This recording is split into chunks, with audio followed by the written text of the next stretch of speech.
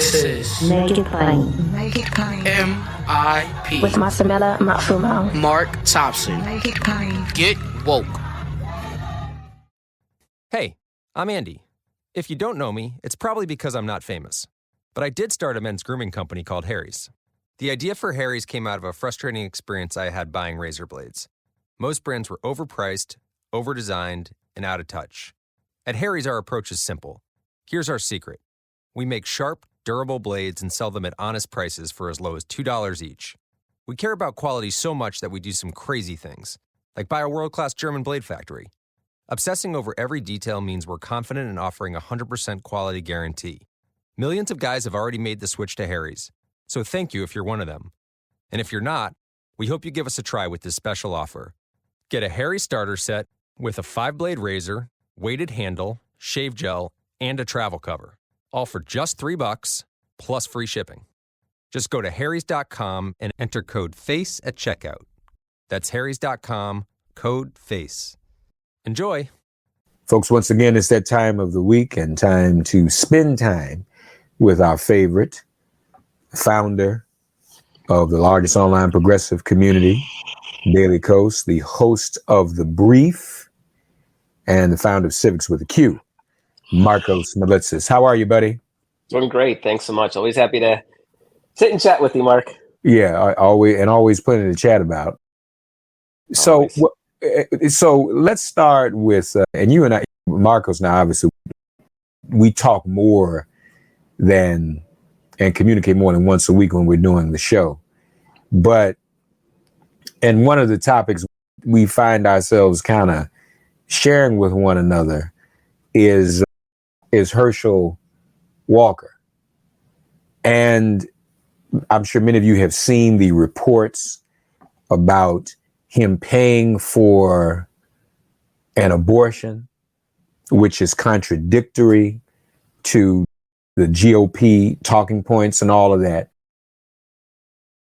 Dana Loesch, or Lash, I don't know how you pronounce her name. Loesch, probably, I think. Loesch, yeah. So I want everyone to hear, just as we start this out, I want people to hear what Dana had to say. Does this change anything? Do you want my opinion? Or you're listening? Not a damn thing. How many times have I said 4 very important words? These 4 words. Winning is a virtue. What I'm about to say is in no means a contradiction or a compromise of a principle. And please keep in mind that I am concerned about one thing and one thing only at this point. So I don't care if Herschel Walker paid to abort endangered baby eagles. I want control of the Senate. If the Daily Beast story is true, you're telling me Walker used his money to reportedly pay some skank for an abortion, and Warnock wants to use all of our monies to pay a whole bunch of skanks for abortions. And yes, when they're used predominantly over 99% of birth control and it's my taxpayer dollars, you have invited me up in your business and I will use whatever descript I would like to. Thank you. So it doesn't change anything for me. I don't know if he did it or not. I don't even care.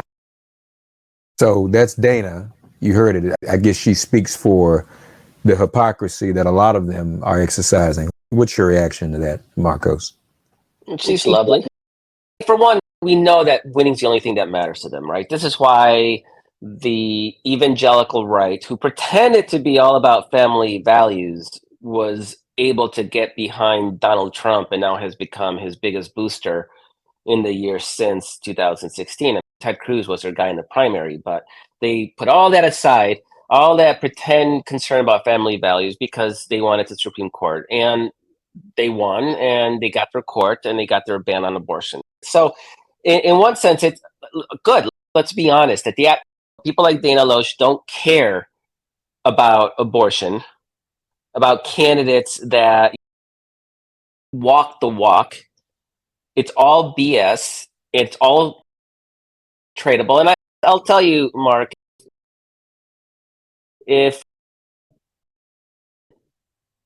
let's say in the Pennsylvania Senate race, let's say that John Fetterman came out and used the N-word and said that he wants to jail all immigrants and wants a death penalty for women who get abortions or something.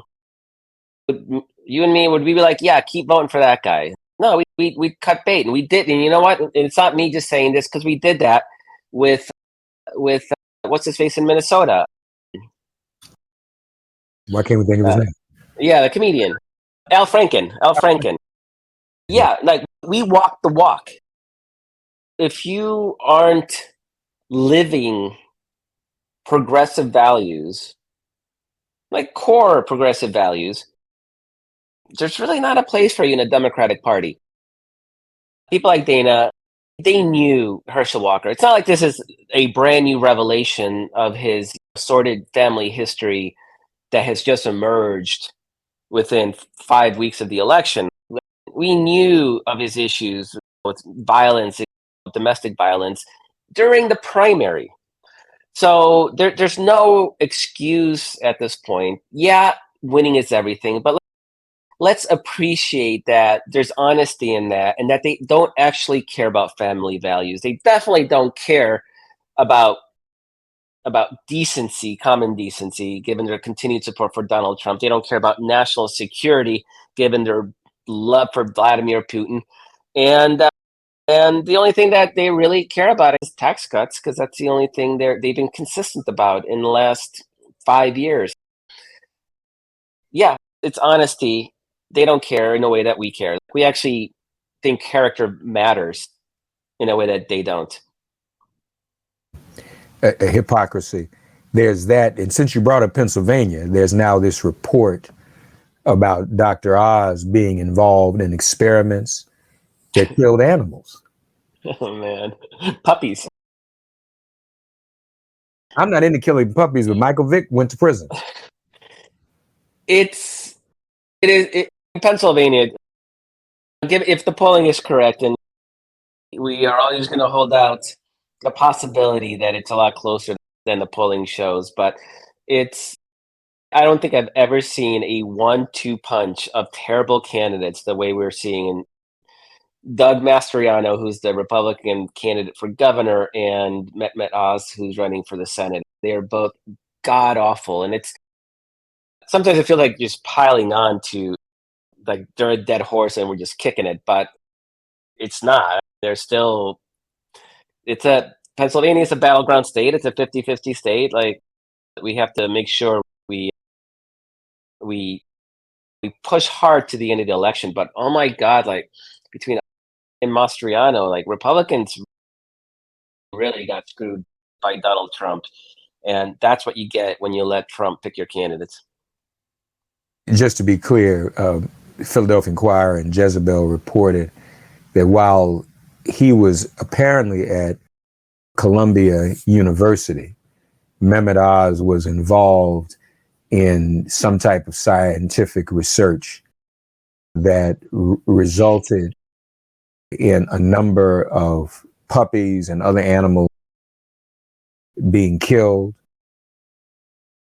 At least 34 experiments killed 329 dogs, 2 killed 31 pigs, and 38 experiments killed 661 rabbits and other rodents. And just to be clear, this is not just something that happened and wasn't addressed. This from the Philadelphia Inquirer, quote, questions over treatment of animals in research that Oz oversaw at Columbia University Institute of Comparative Medicine. Questions date back to the early 2000s, when the animal rights organization People for the Ethical Treatment of Animals, we know them as PETA, detailed allegations from a whistleblower. The USDA eventually ordered Columbia to pay a $2,000 penalty for violations of the Animal Welfare Act as part of the settlement. So again, that's not just something that just came up now. That happened then, in 20-something years ago. So Just want people to be aware of that. I don't know whether that carries any weight in Pennsylvania, but people probably about puppies. There's a real debate about the efficacy of animal research, particularly in pharmaceutical development, and it can be heated at times for sure. I'm vegetarian. I'm almost vegan, and I'm against animal testing. We don't have to even walk there. He tested on puppies. That he wants to argue that there is a valid medical scientific reason to test on puppies.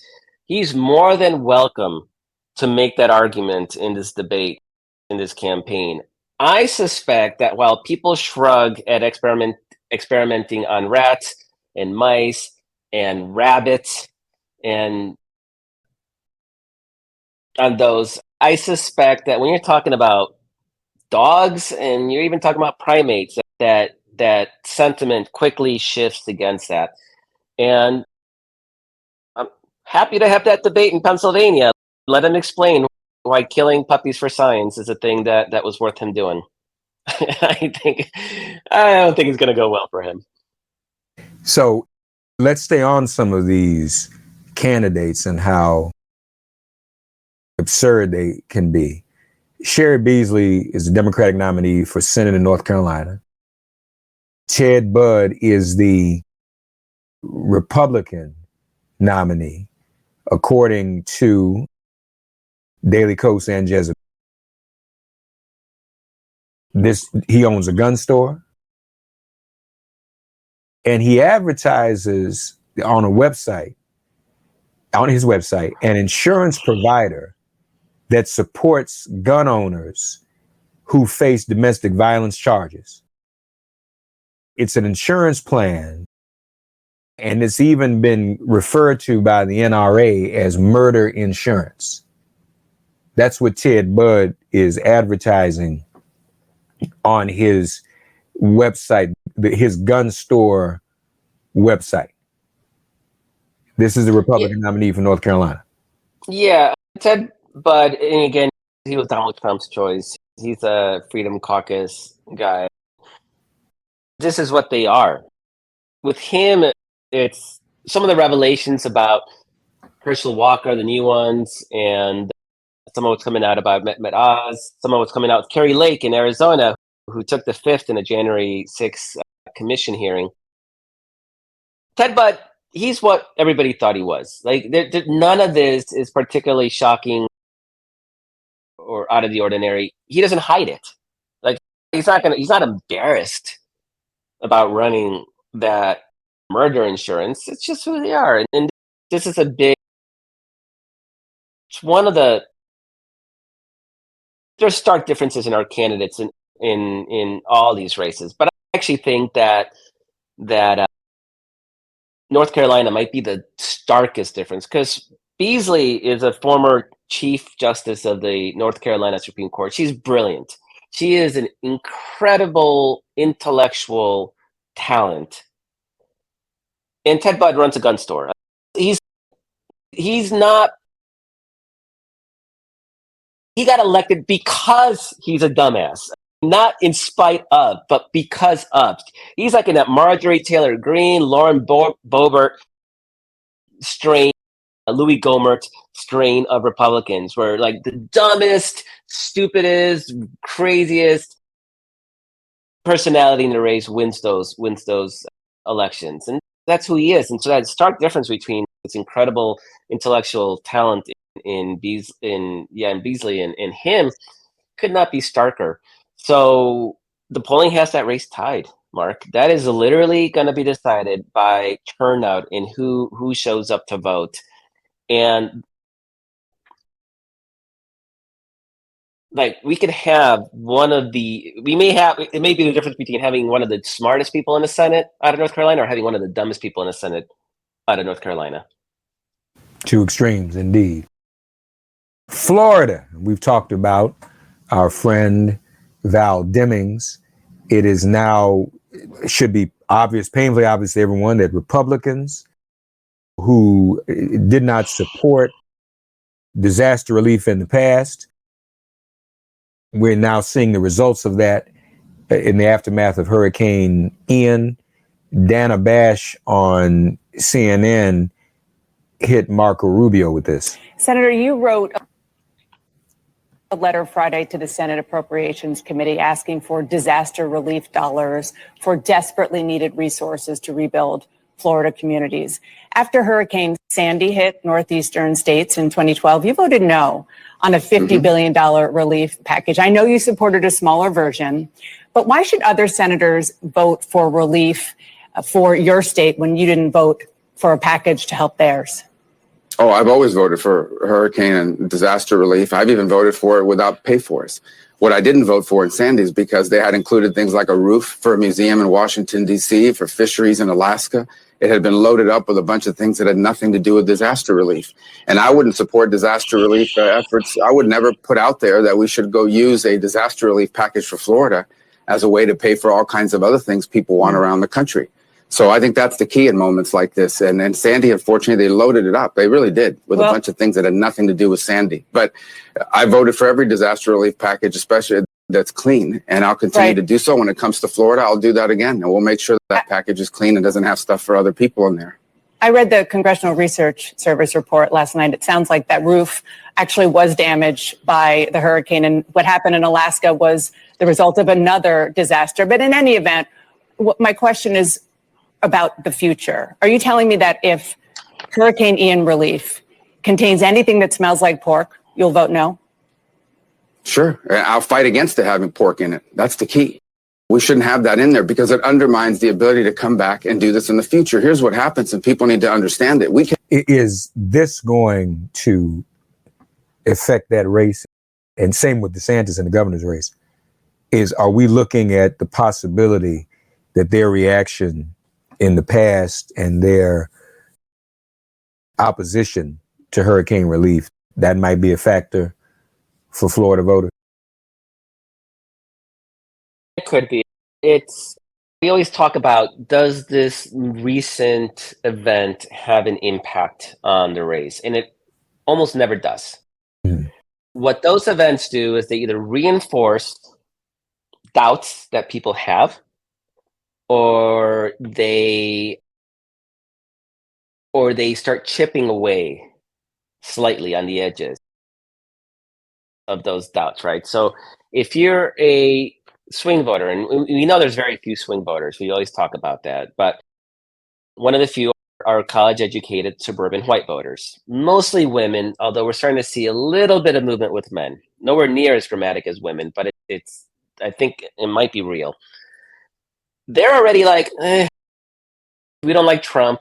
But last year in 2021, they actually voted Republican in New Jersey and in Virginia. And in Virginia, it allowed them to win. So they were still able to, if Trump's out of the picture, they were able to go back to being Republicans because they're ancestrally Republicans. Now Trump is back up. They have doubts. Oh, the abortion thing happened. Oh my God, like the Dobbs decision that overturned Roe v. Wade, that's got them up in arms. So now they're like, yeah, I'm going to vote Democrat. Things like this confirm that. And that's helpful because the last thing that Democrats politically want is for Republicans to come out and show some kind of moderate face where they might go like, am I being unreasonable by, because they want to vote Democratic. That's the thing. When you have a pattern of voting a certain way, you want to vote Democratic. Just imagine we're all listening to this. You're likely a Democrat. You're likely a liberal. What would it take for you to vote Republican? Just think, like it would take a lot. And there might be one Republican or Democratic candidate that's just so completely like against what you stand for that you're like, okay, this one time I'm gonna vote Republican or I'm gonna vote independent. But you want to vote Democrat when as soon as you can. So these Republicans, and there's research that shows that changing your party voting preference, like realizing that what you voted for your whole life is wrong, has the same feeling as losing a limb. It literally is like having an arm torn off to say, no, now you're going to vote something else. Just again, imagine, Mark, imagine voting for a Republican. Like what it would feel like to vote for a Republican for president or for Senate. Some local office, not as important, but like for major office. This is where these suburban, college educated women are, and men are starting to like have doubts. And so that process will take years. It literally takes years. I was a Republican. I went through this. Like it took me about 6 years to shift from being a Republican to a Democrat. Even though I started voting Democrat, I still thought I was a Republican. I still thought this was just this one time. It took a while, even though I knew that I was no longer a Republican. On abortion, believe it or not, that was the issue that flipped me back in 1990, like 1990, 1992. It was one of the big issues. And you have these women and a small number of men in the suburbs that are like, oh boy, am I really going to vote Democratic again? Okay, Trump is Trump. Yeah, and okay, the Supreme Court. Yeah, and so each one of these events makes them go. It makes them feel like, okay, yeah, I'm making the right choice.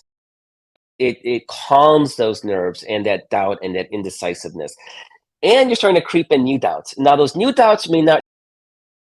You're starting to see, like I said, in the polling, you're starting to see white college-educated men starting to have doubts about the Republican Party. We actually, in our polling at Civics, we've seen movement after the Mar-a-Lago raids with white men, which is weird, right? It's a national security thing. Like he stole national security secrets. Nothing else has moved numbers with Trump in the entire time that we've tracked it. Nothing moved Trump's numbers. This is the first time we're seeing numbers move, and it was because right after the raid at Mar-a-Lago. So you're starting to have people have doubts.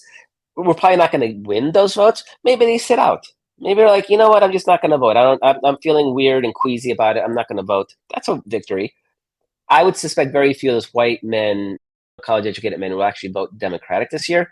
But those doubts, they root. They're seeds. They take root, and then they'll grow. And every time Republicans do something like this, they reinforce those doubts. And over the long haul, it's like fertilizer. Like it helps us grow this transition of a key demographic in our direction. Yeah, yeah. One other race we've not talked about much is Wisconsin. Ron Johnson, Mandela Barnes. What are you hearing about that one? This is one of our two best pickup opportunities at this moment. We had Mandela Barnes who's a lieutenant governor, had a 6 to 8 point lead at one point. It's narrowed. His numbers, Mandela Barnes' numbers, haven't shifted. There was doubts about Ron Johnson, and he's consolidating his support. So I don't think there's a lot of love for him, given how weak he shows.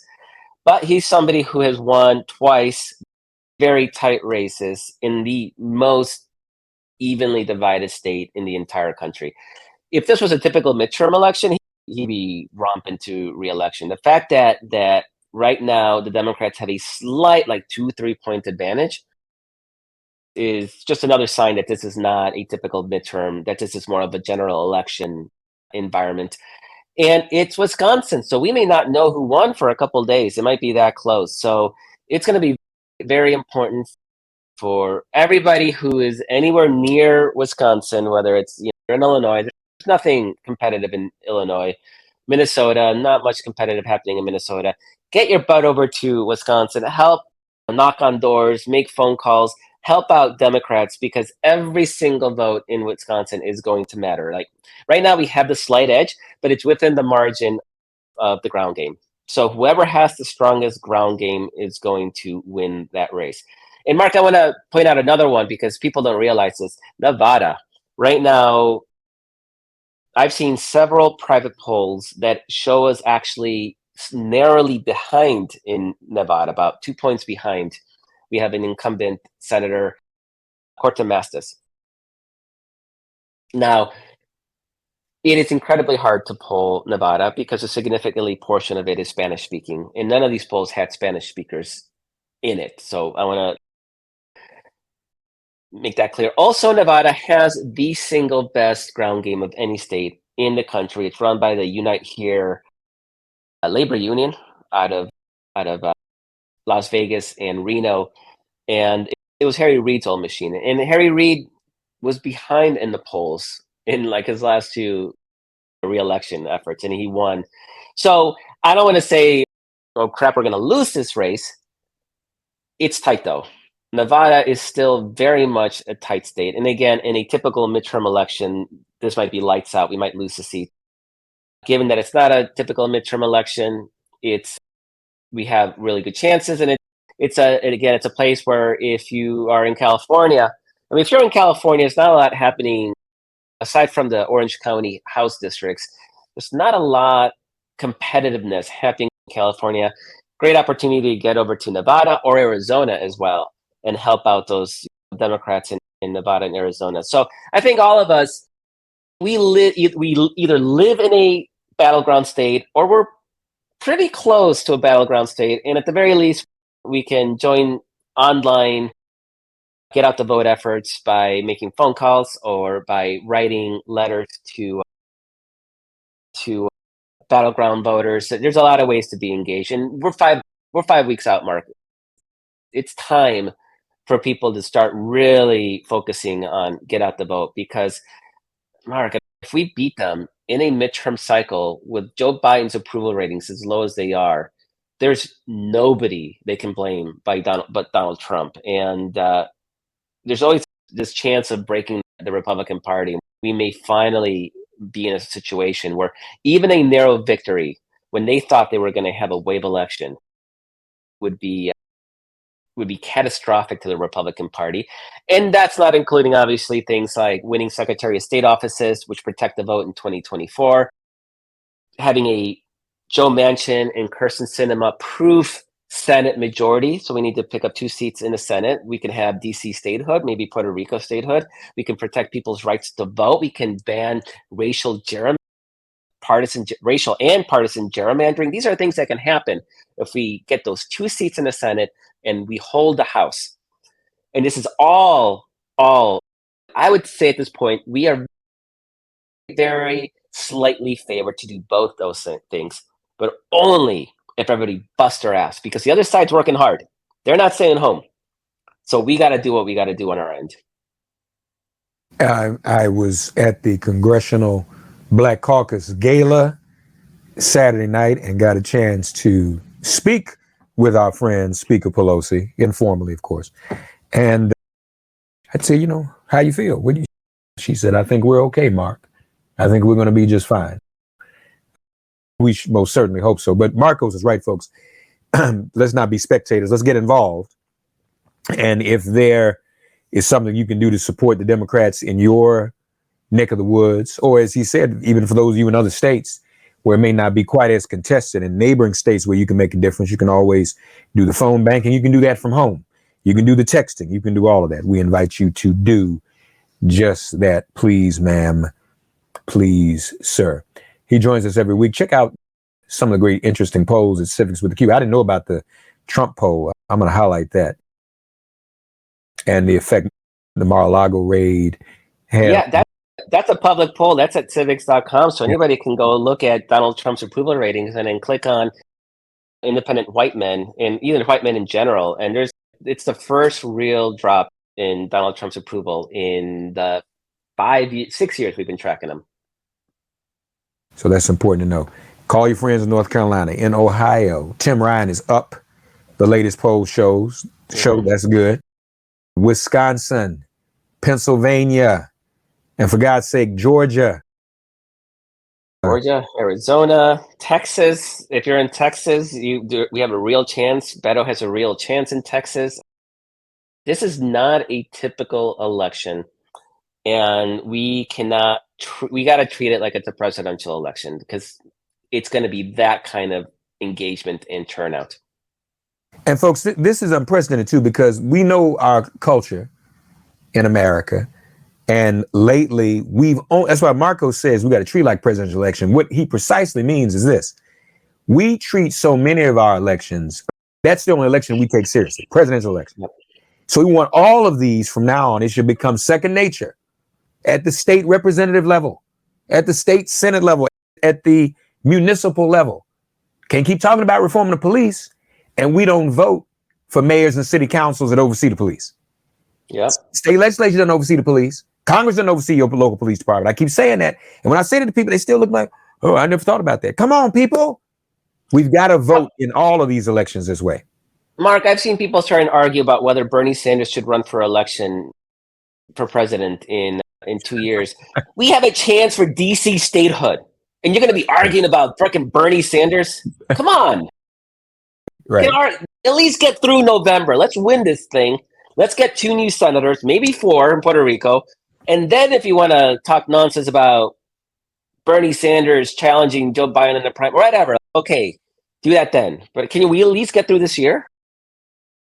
Can we please? Let me ask you another question, because I was getting ready to go, but let me do this. Since you brought up Puerto Rico a couple times, there's a lot of this narrative out now by the mainstream media that Democrats are not appealing to Latino voters and that Democrats are losing Latino voters. Do you have a take on that? Yeah, I think it's pretty BS. There's been significant polling by firms that specialize in polling Latinos. Sergio Ben-Dixon and Associates out of Miami.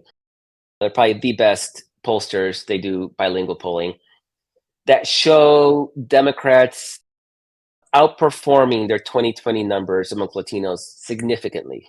It's not even close. So, for example, they polled Nevada and they have the Democrats in Nevada with a 40-point advantage amongst Latinos in Nevada. That's not reflected in the polling I talked about, where Senator Cortez Masto is down by 2 points because they can't poll these people because a lot of them are polling Spanish. So if you look at numbers like that, it clearly shows, and you compare it to 2020, it clearly shows that we have gained amongst Latinos, at least in the polling. Now, the counter argument is that if you look at the border regions in Texas that are heavily Latino, the Rio Grande Valley counties, that Republicans made huge inroads with the Latino vote in those counties, and they did. There's been some credible studies that showed that Democrats do just as well, if not better, in places where they actually invest. And not a single liberal Democratic organization spent a dime in those districts, in those counties in the Rio Grande Valley. Republicans did. They invested heavily in those. And if you look at the numbers, the Democratic performance between 2016 and 2020 was the same, literally. If it was 750 Democratic votes in 2016, it was 730 votes in 2020. The difference was in new Republican turnout, and that's just an investment in Republican organizing to get their vote in those regions out. So it's a battle that we've been fighting forever, Mark. And you see it like, why doesn't the party invest in the Black community? We see it in why doesn't the party invest in the Latino community and in Spanish language media to be present? You don't show up. Only one team shows up. They're gonna do.